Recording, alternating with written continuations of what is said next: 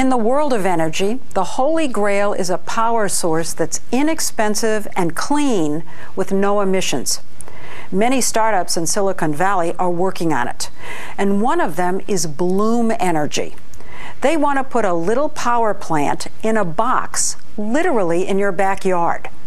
For nearly a decade, the company had been unusually secretive about its Bloom box. But in February 2010, its inventor, KR Sridhar, invited me to take a look inside his much talked about but never before seen creation.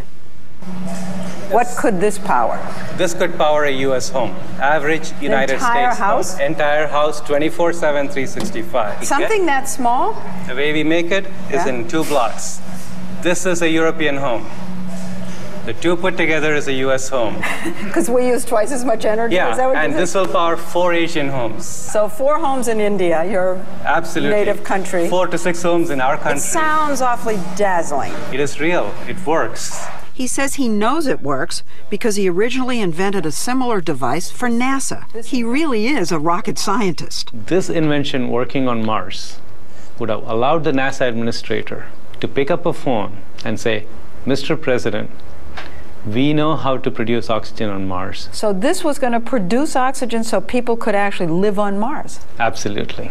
When NASA scrapped that Mars mission, KR had an idea. He reversed his Mars machine. So instead of making oxygen, he pumped oxygen in. He invented a new kind of fuel cell, which is like a very skinny battery that always runs. KR feeds oxygen to it on one side and fuel on the other. The two combine within the cell to create a chemical reaction that produces electricity. No need for burning or combustion.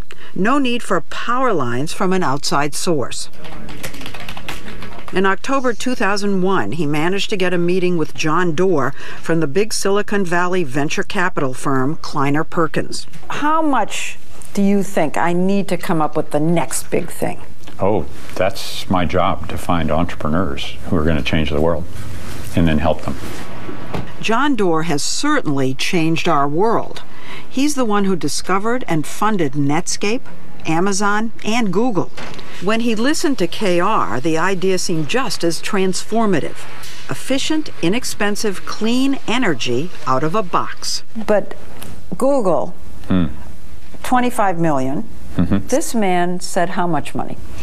At the time, he said over $100 million. Didn't smoke start coming out of your ears? And no? No. That was okay? That was okay.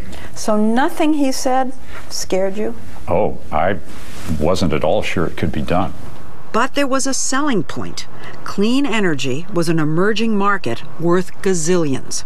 I like to say that the new energy technologies could be the largest economic opportunity of the 21st century. Was this your very first clean energy investment? Yeah. This was the very first. Many followed, and the clean tech revolution in Silicon Valley was off and running, with startups that produce thin, flexible solar panels, harness wind with giant balloons, or develop new fuels from algae. But Bloom is among the most expensive. I heard actually so far, not just from Kleiner Perkins, but total $400 million. You're in the ballpark. In Silicon Valley, every time a company raises over $100 million and they haven't come out with a product yet, everybody starts getting the heebie-jeebies. Michael Kanellis is the editor-in-chief of the website Green Tech Media. How has Bloom gotten to have such an enormously high profile? Of most of the companies out here, that's the one you hear about. Yeah, you do, and it's a cool idea. You know, they want to almost make instant energy, but they're also kind of sprinkled with stardust. You know, Al Gore talks about them. You see the CEO palling around with Tom Friedman at Davos, so there's a certain whiff of celebrity. You're very skeptical. I can see this, obviously. I'm skeptical, I'm hopeful, but I'm skeptical because people have tried fuel cells for since the 1830s. Yeah. And they're great ideas, right? Just producing energy at an instant. But they're not easy. They're like the divas of industrial equipment. You have to put platinum inside there. You've got to put zirconium. The little plates inside have to work not just for an hour or a day, but they have to work for 30 years, nonstop. And then the box has to be cheap to make. One thing stoking his skepticism, Bloom Energy's KR Sridhar has been hyper-secretive. No signs on his building, a cryptic website, and no public progress reports. Given the stealthiness, we were surprised when KR showed us for the very first time how he makes the secret sauce of his fuel cell on the cheap. Actually, I feel like I'm on a cooking show. You're Martha Stewart. Absolutely. So let's take that cooking analogy. Okay. Start with the flour. The flour. Okay. What is that? That is beach sand. It's beach sand? Ocean beaches in multiple continents has this material in abundance. He said he bakes the sand and cuts it into little squares. Okay, so this is beach sand turned magically into a ceramic. Yeah, into a ceramic.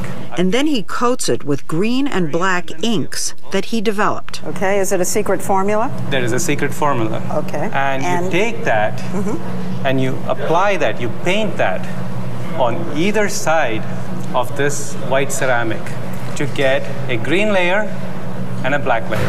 And that's it? That's it. That's the secret. So what I'm holding in my hand is a fuel cell. This is the fuel cell? It's this skinny, is a fuel cell. Skinny, and this will generate power. This will generate power. One disc powers one light bulb. The taller the stack of discs, the more power it generates. In between each disc, there's a metal plate, but instead of platinum, KR uses a cheap metal alloy. The stacks are the heart of the Bloom box. Put 64 of them together, and you get something big enough to power, say, a Starbucks. So this is it? KR offered to give me a sneak peek inside the Bloom box. Nobody has seen this before. Are you going to let me look inside? Absolutely. Okay. Why not? This is... So, go ahead. Here we go. Okay. Oh. All those modules that we saw go into this big box. Fuel goes in, air goes in, out comes electricity. 30,000 square foot office building would have four of these things. I see. And the electricity from all four will get combined and come out as a single outlet. Wow. And if this were in my house, it would supply the energy for everything. Yes. Air conditioning, heat. This would more than supply. This is much larger. Much larger than what you need. In a your unit, single-family house. A single-family house would be less than a quarter the size of this box, and it cannot just be in your garage. It can be outside next to your air conditioning unit. Is the Bloom box intended to get rid of the grid? The Bloom box is intended to replace the grid for its customers. It's cheaper than the grid. It's cleaner than the grid. Now, won't the utility companies see this as a threat and try to crush Bloom? No, I think the utility companies will see this as a solution. All they need to do is buy Bloom boxes, put them in the substation or the neighborhood, and sell that electricity. And they'll buy these boxes? They buy nuclear power plants. They buy gas turbines from General Electric. To make power, you still need fuel. Many past fuel cells failed because they needed expensive pure hydrogen. Not this box. Our system can use fossil fuels, like natural gas. Our system can use renewable fuels, like landfill gas, biogas. Solar?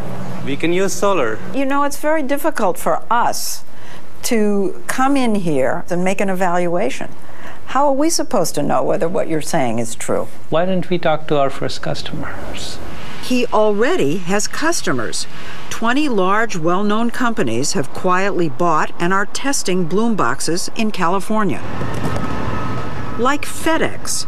We were at their hub in Oakland the day Bloom installed their boxes, each one costing $700,000 to $800,000. One reason the companies have signed up is that in California, 20% of the cost is subsidized by the state, and there's a 30% federal tax break because it's a green technology. In other words, the price is cut in half. We have FedEx, we have Walmart.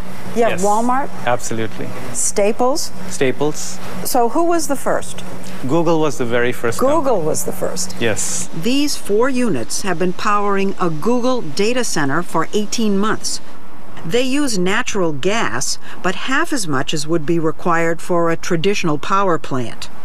KR told us that 3 weeks in at Google, suddenly one of the boxes just stopped. Your heart just drops. Did you panic? For a short while? Yes. He fixed that, then there was another incident. The air filters clog up and air is not coming into the system because the highway is kicking dirt. You just flip the system around and the problem is gone. Another company that's bought and is testing the Bloom box so KR can work out the kinks is eBay. Its boxes are on the lawn in the middle of its campus in San Jose. These things fuel almost 15% of the power on this campus.